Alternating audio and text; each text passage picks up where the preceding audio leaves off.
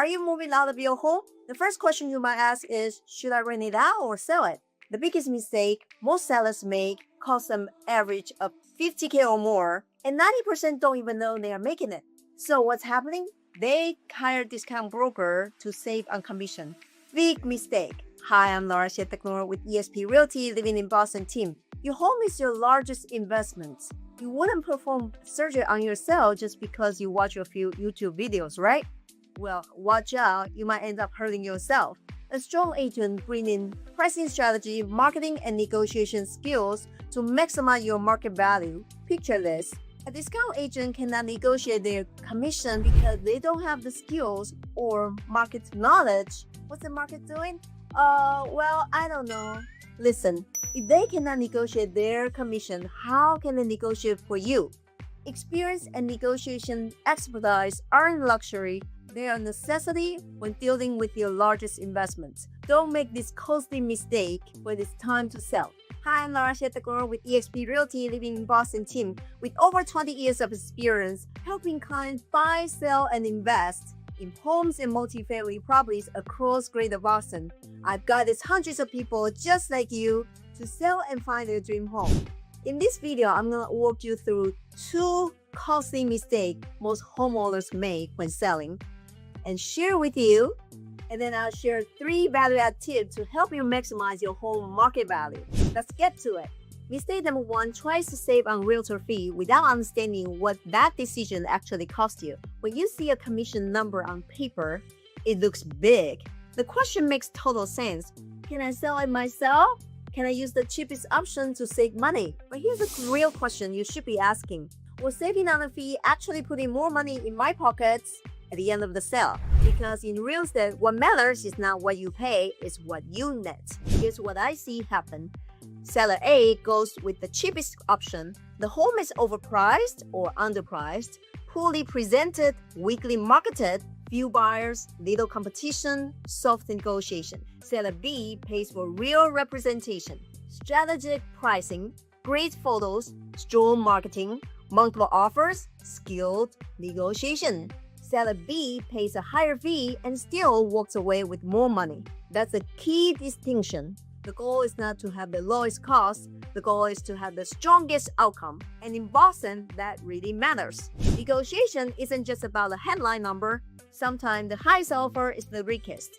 Loaded with contingencies, weak financing, a shaky appraisal gap, a strong agent reads the whole picture and protects your net. Think about it this way. You wouldn't perform surgery on yourself just because you watch some YouTube video. The same logic applies to the biggest financial transaction of your life. And here's a useful question to ask any agent you are considering.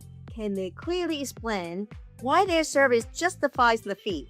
Because if they cannot make that case for themselves, how are they going to make it for your home at the negotiating table? Greater Boston is not a simple market. A condo in Back Bay is priced differently from the one in Austin Brighton. A triple-decker in Dorchester has different buyer profiles, financing considerations, and investor analysis than a single-family home in Newton. Strategy matters. It has to be tailored to your specific property. A good agent is not just opening doors. A good agent is helping you answer questions like, what price will attract the strongest buyer pool? Should we list slightly below markets to create competition? Should we price at markets because the property is more unique? Should we do repair before closing? Should we stage? When should we go live? How do we handle private showings, open houses, and multiple offers? Mistake 2, not planning for capital gain taxes. Most discount agents will never even bring up this issue. This is a big one, especially in Boston. Why? I'm gonna talk about capital gain taxes. And before I go any further, I'm a real estate agent, not CPA or tax attorney. What I'm sharing is general educational information. Your situation is unique. Please speak with a qualified tax advisor before you list. What I can do is to make sure you have the right question to ask. In Boston, a lot of homeowners have seen serious appreciation, especially if you bought 10, 15, or 20 years ago. Maybe you bought before neighborhood really took off. Maybe you renovated. Maybe your property value has increased much more than you expected. That's great news, but when you sell, the IRS is paying attention. In simple terms, your capital gain is the difference between what you sell for and your adjusted cost basis. Basically, what you paid plus qualifying improvements minus selling costs. Now, there's a significant exclusion available to many sellers. If the home was your primary residence, you may be able to exclude up to $250,000 of gain if you are single, or up to $500,000 if you are married filing jointly. The IRS detailed this in Publication 523. Massachusetts conformed to the same exclusion. But don't assume you automatically qualify. You generally need to have owned and lived in a home as your primary residence for at least 2 of the 5 years before the sale. There are exceptions, which is exactly why your CPA need to involve before you list, not after. Here's a quick example.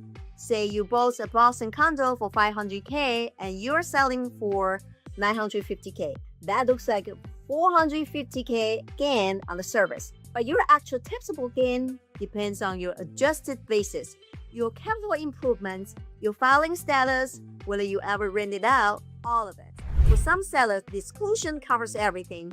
For others, especially single filers or those whose gain exceeds the limit, there's a real tax liability to claim around. This is why I tell every client, do a pre-sale net sheet early before you decide your list price, before you decide whether to sell this year or next, and start pulling your records together now. Your original closing statement, receipts for capital gain improvements, renovation invoices, this can all affect your basis.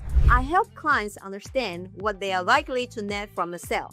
Their CPA handled the tax side, you need both, ideally talking to each other before you list. Come in Boston, I'll send you my free home sale checklist, including what to bring to your CPA conversation. Alright, those are 2 traps. Now for the good parts, 3 things that will actually maximize what you walk away with. Pricing strategy, staging, marketing. Let's go! Tip 1, pricing strategy. And notice I say strategy, not picking a number. Those are 2 completely things. A price is a number. A strategy is a plan built around your property, your neighborhood, current inventory, buyer demand, comparable sales, interest rates, and your timeline. The biggest misconception I see, let's start high, we can always come down. Here's the problem. When a home overpriced, buyers skip it. The listing goes stale. People start asking, what's wrong with it? Then you reduce, and you have always lost your strongest window. The first week or 2 is when buyers have been waiting for a home exactly like yours come running. That early momentum is everything. In some cases, pricing slightly below market value generate competition. More offers, more showings, stronger terms. In others, for unique or luxury properties, a more precise approach makes more sense. Arena Village South End brownstone with parking is not priced the same way as a garden-level unit without outdoor space. A Dolce's 2-family with strong rental income needs a completely different analysis than a Brookline single-family. Pricing is data plus psychology. Data tells us what has sold. Psychologists tell us how buyers behave. Buyers search in price brackets. They compare quickly. If your home feels like strong value, they move. If it feels overpriced, they wait for the price drop or for something better. The goal is urgency, not panic. That's how you create competition. And competition is what drives your strongest result. Tip 2, staging. When sellers hear the word staging, a lot of them think, my home is fine, I don't need that. But staging isn't about whether you have good taste, it's about helping buyers emotionally connect with the space. The moment a buyer walks in, they are asking, can I see my life here? Does this feel bright or spacious? Could I work from home here, raise my family here, and be proud to invite people over? In Boston, staging matters even more because our homes have character. Narrow rooms, older layouts, garden-level spaces, limited closets. Staging helps buyers understand how to live in a home. That empty bedroom staged as a home office suddenly makes sense. That narrow living room with the right furniture layout feels intentional. And staging isn't always a full furniture rental. Sometimes it's decluttering and editing, removing what distracts, naturalizing paint colors, updating bedding, improving lighting, painting the front door, power washing, refreshing landscaping, clearing countertop, removing personal photos, making closets look spacious. Here's what most sellers miss. The first showing starts online. Before a buyer ever steps inside, they're scrolling through photos. If the home looks dark or cluttered in pictures, they don't book a showing. Staging is part of your digital marketing strategy. Buyers aren't buying square footage. They are buying how the home makes them feel. Stage for the buyer, not for yourself. Come in Boston, I'll send you my free home sale checklist. Tip 3, marketing. And this is where most sellers leave their money on the table. They think, put it on MLS, add some photos, buyer will show up.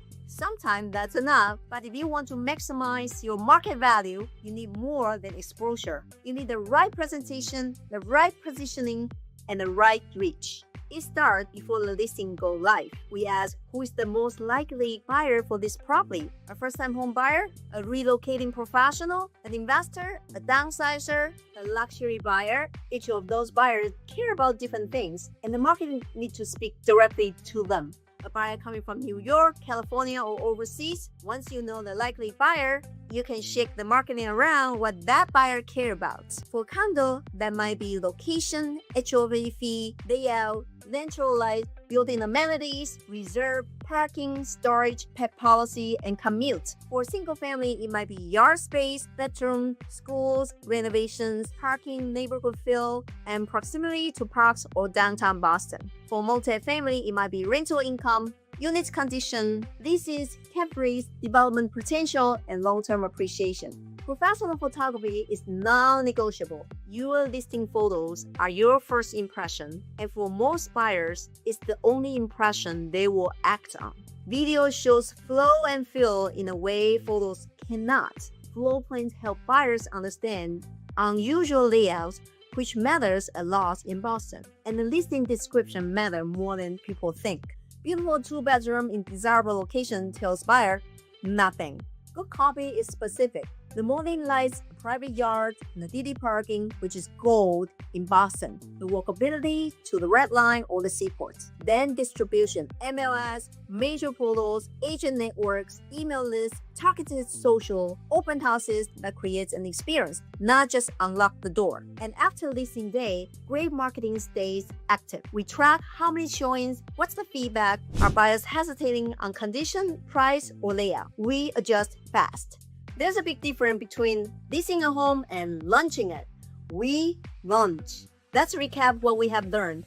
Selling your Boston home is one of the biggest financial decisions you will make. Done casually, it can cost you. Done strategically, you walk away confident with more money in your pocket. So let's bring it together quickly. 2 mistakes to avoid. Don't choose an agent based on the lowest commission. Focus on your net, what you actually walk away with. Don't sell without understanding your capital gain situation. Talk to CPA early before you list your home. And 3 things that will maximize your home market value. Pricing strategy creates a plan that will generate the right competition at the right time. Staging help buyers emotionally connect with the space. Marketing, don't just list it, launch it. If you're thinking about selling in Greater Boston, I'll be happy to help you get a clear picture of your home value, your likely net proceeds, and the best marketing strategy to position your home for the top dollar sale.